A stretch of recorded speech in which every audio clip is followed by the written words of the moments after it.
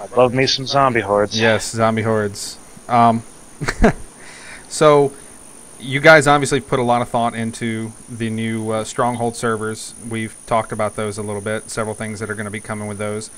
Other things, have you guys, I know a lot of people were talking about this, have you ever thought of implementing, or is there any plans to implement a crafting system of sorts for items in the game? I know the one that I saw was, for example, somebody finds a hammer and a wooden bat and a pile of nails and makes a spiked bat. Yeah. Weapon crafting is not in the pipeline. Supply, like for Stronghold, all those items for crafting are first. In terms of item crafting, I need to talk to Sergey about that. I know a lot of people are obviously just looking at this game and any other game that's even remotely similar and wanting to combine all of their favorite aspects of every game into this. And I know a lot of people are looking at, Dead Island and going, oh, yeah, they have weapon crafting. We should have weapon crafting too. So yeah, Dead Island was such an interesting approach because, like, it doesn't seem like it, but then you get in there and with the weapon crafting system, it was almost like an RPG, like a fantasy RPG. The names of some of those items, like the Wicked Rapier of Bludgeoning. Yeah. But I don't know about that just yet. Now we hit on it just a second ago. The current system that it is in the game, but it's not fully implemented yet, and that's the weight system for everything in the game. Do you have any information on when that may be coming? And let's be honest, we can probably all assume that will affect gameplay quite a bit when players aren't able to carry around 24 weapons just because they have 24 backpack slots. Things are going to obviously get a little different. How do you think that it will affect players' approach and affect the general PvP aspect of the game when it's not as advantageous for you to kill somebody because you can't carry out 15 guns at a time? Well, I think that's what it's going to do. It's going to change the face of PvP because once again, survival becomes tantamount. It's like, do you want to go walking around kitted for boar, or do you want to have supplies to make sure that you can make it from this settlement to the next? Indeed. Does anyone have any food? I think I might have. I have some water if you really need some water. I don't have any food on me. Thank you. I'm flush on water. Here. Oh, we should get over here to this this ranger station that we're headed towards right now. Maybe we'll. Oh, MRE! Uh-oh. That was my last one. Very generous of you, sir. Thank you. That's the only food I have. Really? Yeah. These vehicles right here might have some in the back of that truck. Yeah. So, now, one thing that, I put up a fairly lengthy forum post about this, and it's kind of been my vice since we go on, was the current alignment system that you guys have in the game.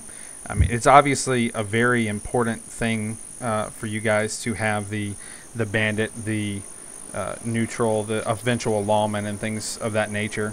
But as it stands right now, there seems to be no real benefit to, I guess, trying to play nice. Have you guys have any sort of thing in the line that will, I guess, tailor people towards being able to detect whether a player killed someone in self-defense versus they killed them intentionally, things of that nature? Well, actually, that's a tricky one. Self-defense versus, out of some sort of weird aggression. I don't know about that one, but we once we finish settlements, like the safe settlements, alignment's going to take a much bigger factor, and there will be things like, the most wanted board, where mega bandits and people who are just running around rampantly PKing will now become targets. So if you want to be a lawman, you can check the bounty board and look for this person. It'll tell you what server he was last on. You'll find him in game, and then earn rewards for doing good deeds, essentially, rather than just being rewarded for doing bad deeds. Right. So the benefit to doing good deeds will eventually get to a point where it's somewhat equal to the benefit of doing bad things. Somewhat. I would say it probably weighted a little bit. Well, I won't be weighted one way or the other. Hold on, is this note working? Not sure. Part of your story? The storyline? Yeah. These things, they're finicky.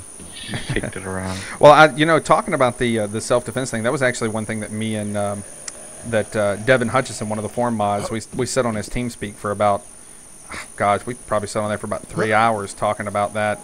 And do you guys, I'm not much on my game design, I'm not very up on my game design, but do you guys still use hit boxes with your ballistics to detect, like an intersecting pathway and where things actually hit on a player? Yes. I mean, I probably shouldn't have done that.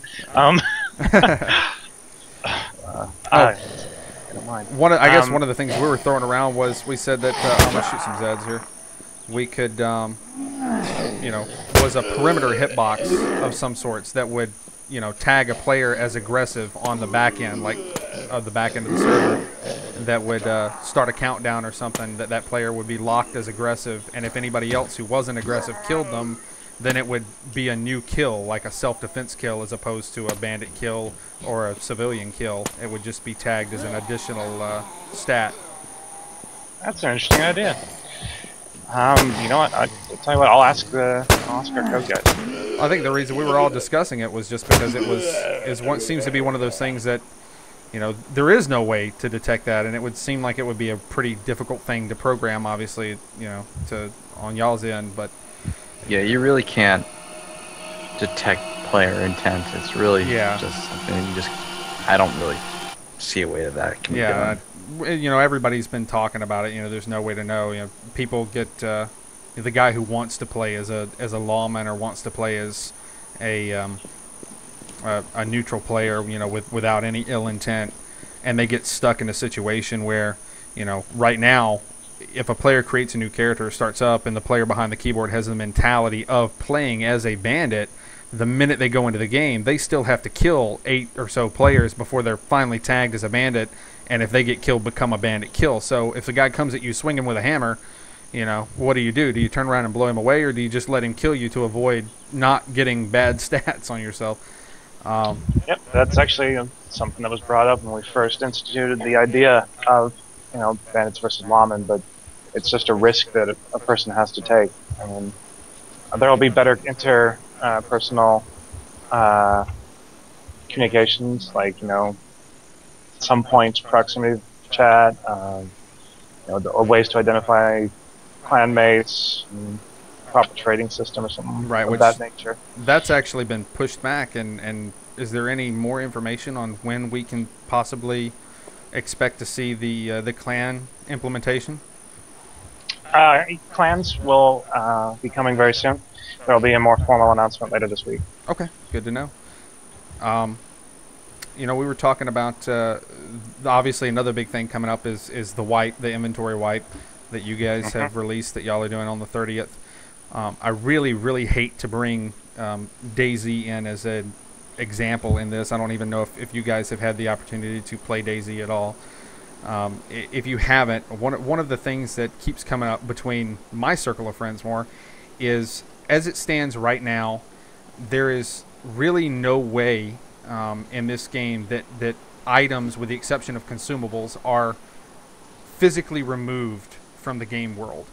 In DayZ, you had an option where if you came across a player, you were going to loot their body. All their gear was locked to their body. You could hide the body, and the gear would fall through the world and despawn and be gone forever. With the global inventories that you guys have implemented, do you see it as being a problem where that wipes will need to take place on a regular basis in order to keep things down, or do you see it as something that even with this infinitely spawning pool of gear that just exists, that you guys won't have an issue with that in the future, with after 3 months stuff is just everyone's running around shooting everyone again? I've heard a couple of people say that they would want to see monthly wipes, and I think ultimately that'd be pretty frustrating to players. In terms of the life of the product and the evolution of gameplay, I think that once we have strongholds and renting servers online, the game becomes not so much hoarding as how are you going to survive long term. Like creating your crops, building your strongholds, barricading it up, and having a place that you can go and realistically say, like, okay, this is my global inventory. This is my stash. You know, and you take what you need, but the risk of death is ever present. Every time you die, you lose all that stuff. So, right. Once we have looting and weight and all that fixed, I think it's going to be a completely different game. You'll definitely see less of this rampant PKing.